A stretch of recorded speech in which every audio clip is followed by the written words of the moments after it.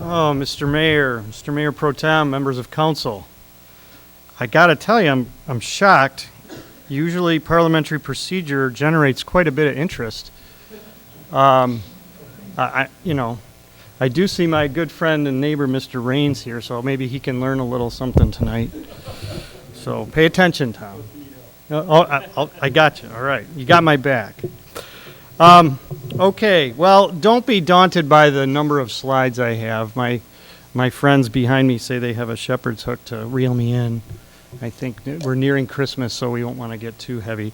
But in all seriousness, it's a good time to go over some basics on parliamentary procedure. We do have two new council members, and in my roughly 20 years of experience with public bodies, it's not a bad idea every couple of years to do a refresher in this vein so that the meetings go nice and smoothly and we don't have questions or concerns about whether something was appropriate or not. Oh, thank you. See, people are already helping me out. Okay, so what is parliamentary procedure? Or did I already? Okay, there we go. There's my agenda. We're going to go through several slides quickly. I'm going to highlight the ones. This is sort of meant as a reference material for you, even though it's in a PowerPoint. But I'm going to hit some of the more prevalent issues that come across our desk here at the meetings. But this will be a nice reference for you to go back on when you look at some of the things we went over tonight and in preparation for your meetings. So that's your agenda. We're our agenda for tonight. I'll talk about the main motion, the subsidiary motions we'll spend a lot of time with, and the privilege motions and whatnot. But we'll explain all that as we go along. Well, what is parliamentary procedure? It's a body of rules followed by an assembly, or a means by which a group takes orderly action. That's what we're all about. What are the rules regarding your meetings? Now, we always remember, everyone kind of jumps right to Roberts. Well, what does Roberts say? Madam Clerk, Mr. Attorney, what does Roberts say? Well, Roberts is not the be-all and end-all. In fact, that's last on our list. We have to abide by, first and foremost, the Constitution of the United States and of our state, and any laws or regulations. Okay, if there's a state statute that governs how you're to appoint someone to a specific board, that's going to govern, not your rules and not Robert's Rules of Order. Okay? The next would be your council rules, which we're going to talk a little bit about, because sometimes your council rules differ from Robert's. And again, your council rules will govern. And then, of course, last but not least, our fallback is Robert's Rules of Order. And you are fortunate enough to have on your staff our city clerk, who probably in the future will be the one doing this. This is old hat for me to do this because the city attorney's office used to do this, but I know Janet is very skilled and very knowledgeable in this area as well. What is a meeting? Well, we have different ways to define a meeting. In parliamentary procedure, it's an official gathering of members in a certain place to transact business. That's the key. You're here to transact business legally. Of course, again, let's rise above what Roberts says.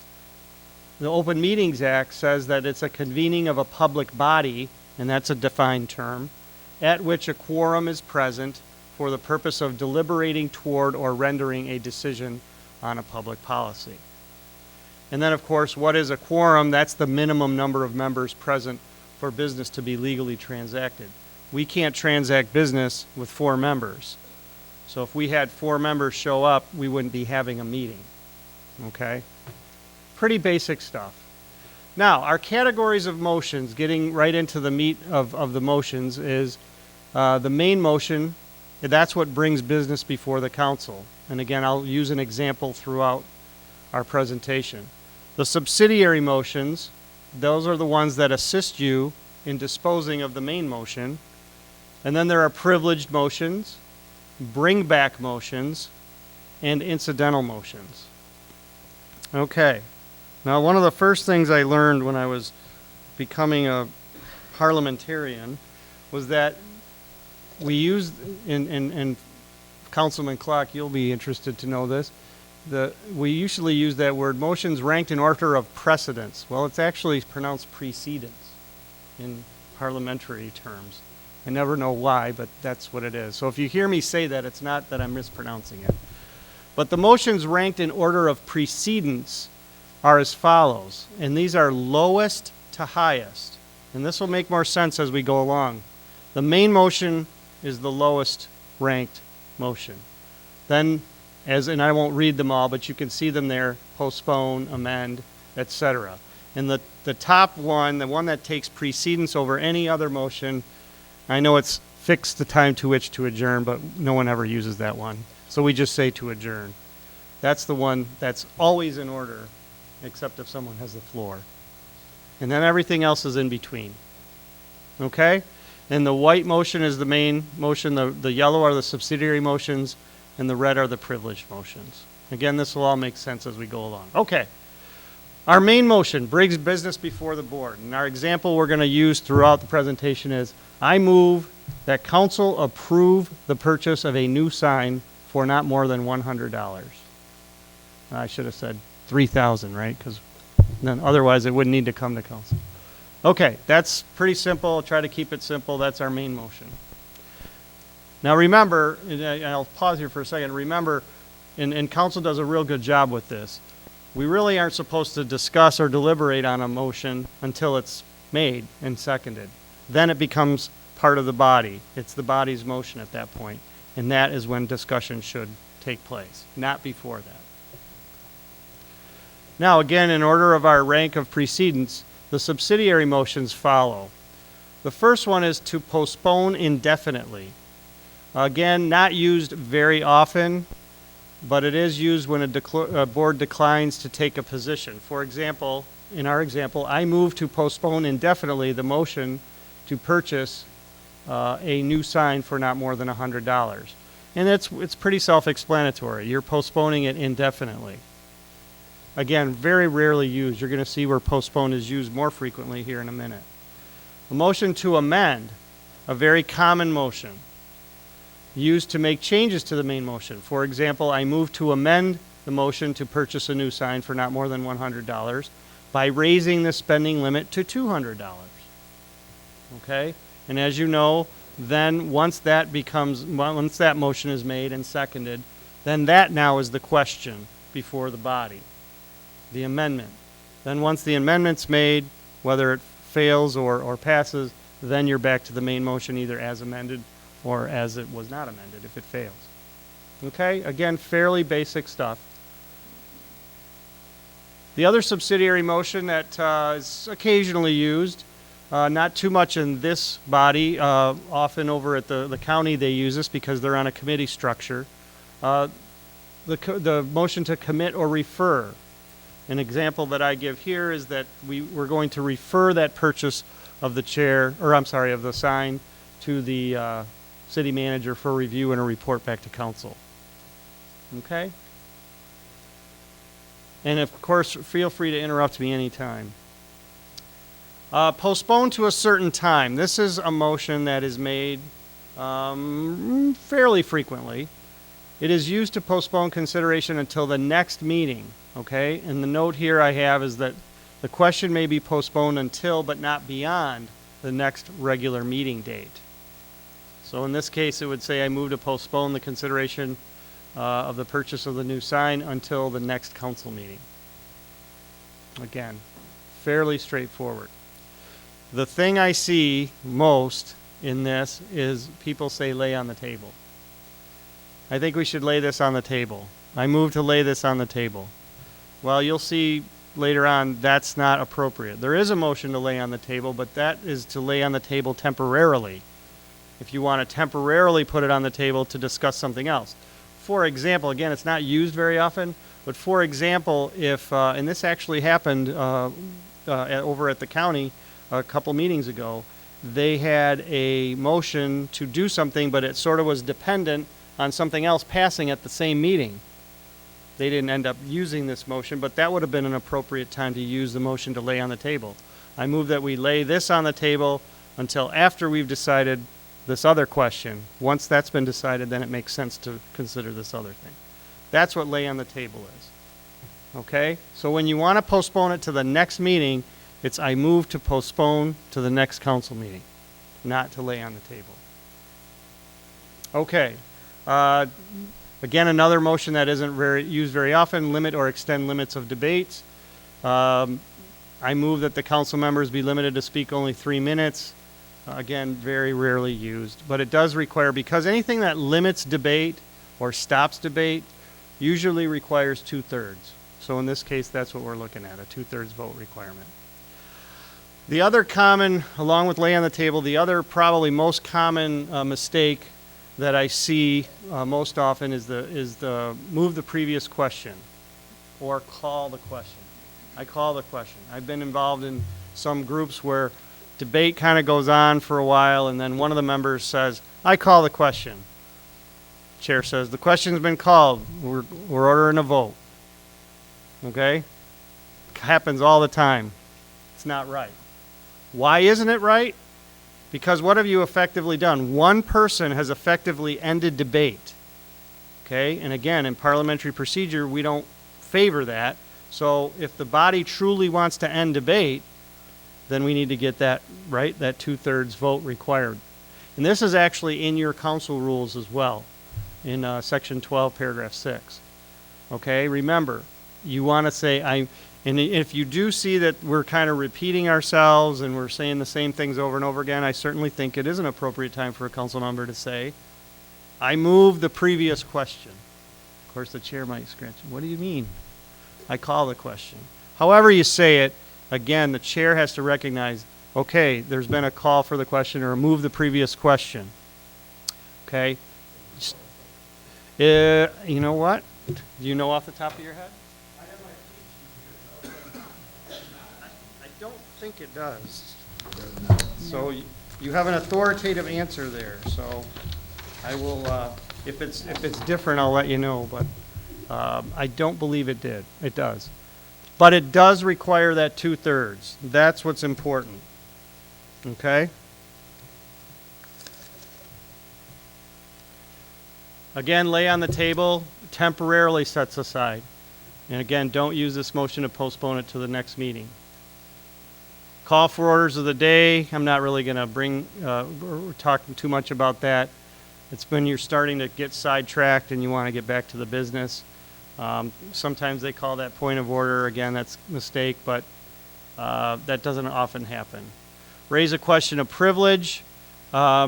Sometimes these get confused. Point of order, point of information, point of privilege, those types of things. If you want to know exactly what each of those are, you can look in the handout.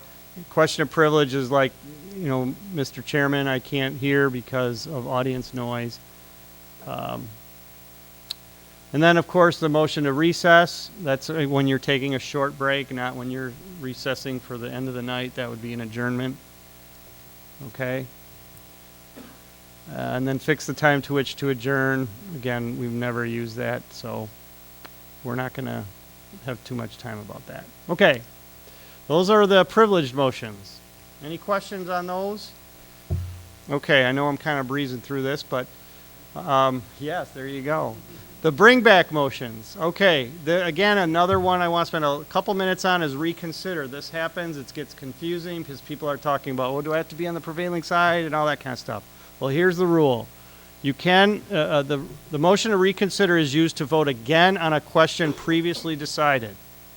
Okay? This is not to be confused with the rescission or a motion to rescind, which we'll talk about next. It can be made only at the same or next meeting. Okay? If the sign was voted on last week, we can do it this week, but that's it. We can't go into January with that sign. It'll just have to be a new issue come up. Okay? The maker must have voted on the prevailing side. Okay? The prevailing side doesn't mean they voted yes. It means they voted with whatever side won. Okay? So if you voted no and the no's carried the day, then they can bring that back. Okay? Otherwise, to have the losing side vote, it would just be coming up all the time. Well, I didn't like that vote, so I'm going to keep raising it. It's when someone who voted on the prevailing side wants to think, hey, you know what, maybe we should think about this again. Okay? And the question cannot be reconsidered more than twice. And that's the end of the rule under Roberts. But your rules differ from Roberts in that it says unless 2/3 of council approves. Okay? So you can reconsider more than twice if 2/3 approve. Okay. Motion to rescind is different. It's used to actually wipe out what you did. It cancels your previous action. And again, of course, all these things are subject to the laws and whatnot. A majority vote is required with previous notice. Again, you typically bring that up at the meeting before, and then it gets voted on at the next meeting. Otherwise, a 2/3 vote is required at that time. Any council member can make this motion, and you don't have to vote on the prevailing side. All right? And of course, it doesn't make sense to rescind it if the sign was already purchased in our example. Okay, take from the table. That's when you laid it on the table, then you take it from the table. That's when that's used. Okay, again, pretty infrequent. Another one I want to spend a minute on, withdrawing motions. This happens all the time, and I don't usually interfere with you doing this and doing it inappropriately because I kind of watch and see what the council members are doing. If there is any question about it, I would interrupt and say, you gotta do it the right way, which is, if someone wants to withdraw the motion, okay, you have to, if it's not seconded, it can be withdrawn. But the rule is, once the motion's been made and it's been seconded, what happens? It now belongs to whom? It belongs to the council. It doesn't belong to the maker of the motion. It doesn't belong to the person who seconded it. It belongs to the body. Okay? So the body has to, usually what I end up saying is just vote it down. That's the easy way to do it, and then bring it back up or however you want to do it. But there is another way to do it. It must be made before it's stated. In that case, and if it isn't, the maker must ask permission to withdraw the motion. So there's ways around it. It's just you have to understand once it's been seconded, it's really not appropriate to say, is it okay if I rescind my motion or withdraw my motion? Usually you say okay, but again, I kind of look and see if everyone's okay with it. And if you're not, then raise your hand and be recognized by the chair.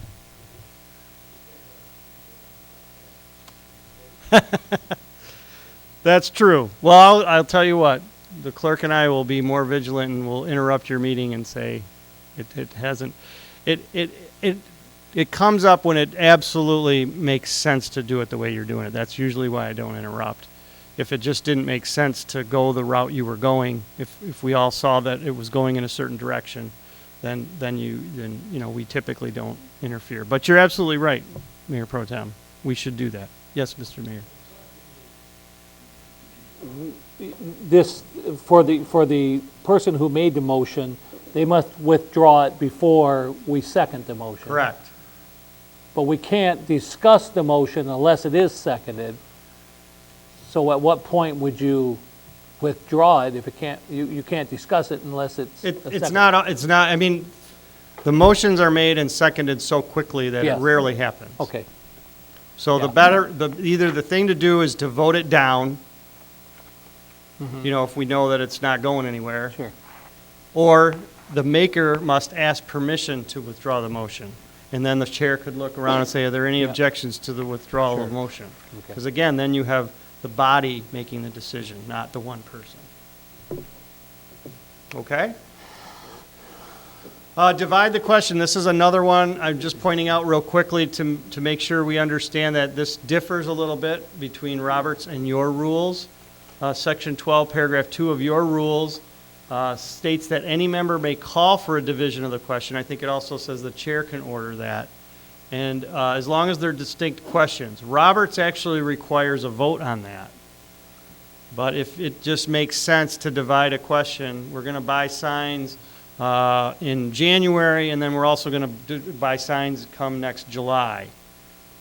If that makes sense, because it's 2 different budget years, to divide that question, then that would be okay. If any of the members chose to do that, and it makes sense to do it, then that's okay to do without a vote. And that happens occasionally.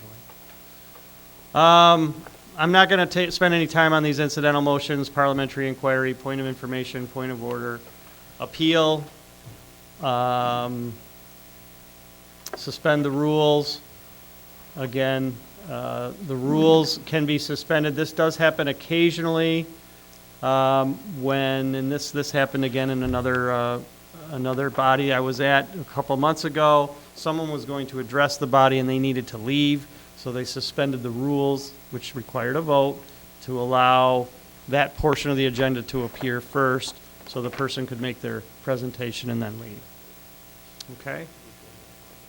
And yes, absolutely. I think it's actually good to point out, because this does happen Mm-hmm. with some regularity as far as point of order, that Whoops. any of us can say that.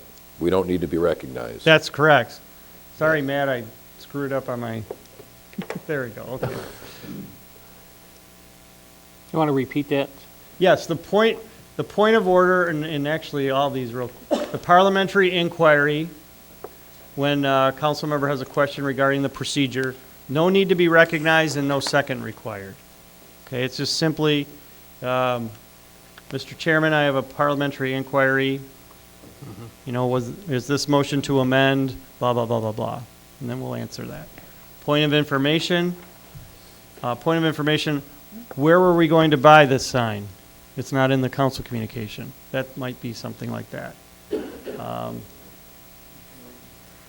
ahead. Yes, Councilman. Point of order, if we think that we're getting out of order when we we was discussing the signs, and all of a sudden somebody talking about a bus. Can we use point of order then? Yes, you know, those are, you have to look at the specific situation. Sometimes it is, where was the one before that?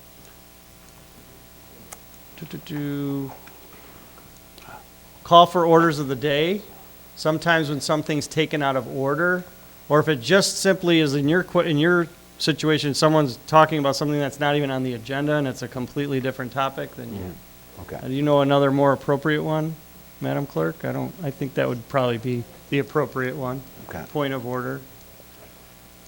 It's to direct your question back to the business at hand.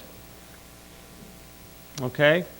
I know I breezed through these, but that's good. If you have questions about them, that's why I'm here. Okay, any other questions on suspend the rules? Because I just was pretty much finished with that. But that does happen on occasion.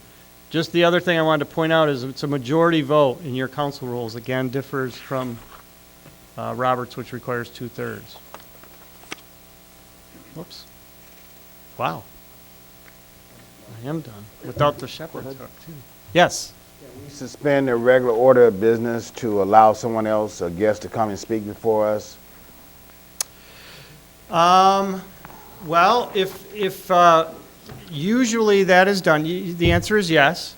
Okay. Usually that is done in relation to the business that you're discussing at the time. For example, if you were discussing a economic development project, and Mr. Miller was here from Saginaw Future, and he knows about some of the issues you're asking about or debating about, that would be a good time to, and of course, with your setup, you go to the city manager, and the city manager would ask that he come up, especially if it's staff. I guess if it's someone outside of staff, we could do that. But yeah, but because of your rules, we wouldn't do that for unless there was a vote of the body, we would not do that for like a personal appearance.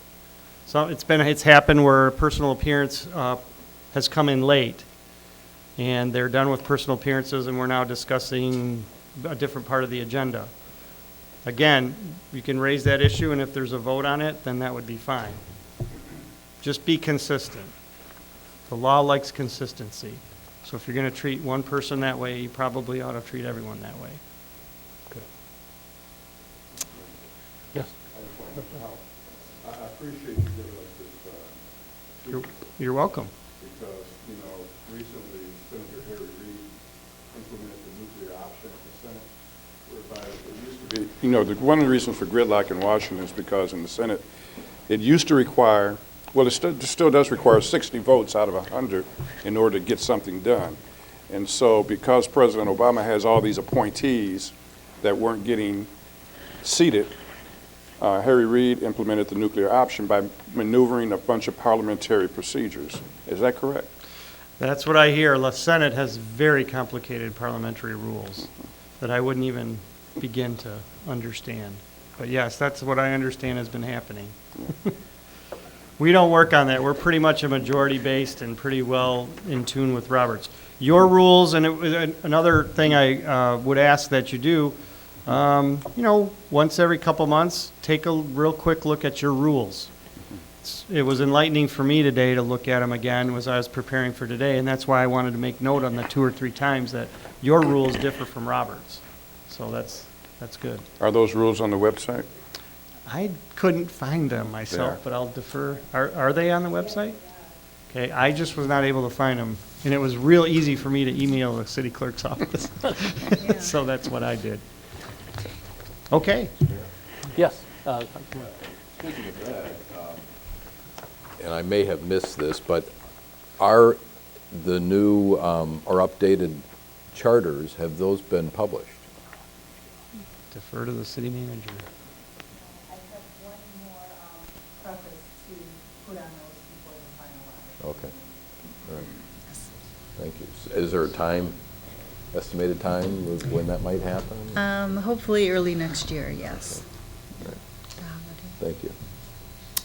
Thank you very much.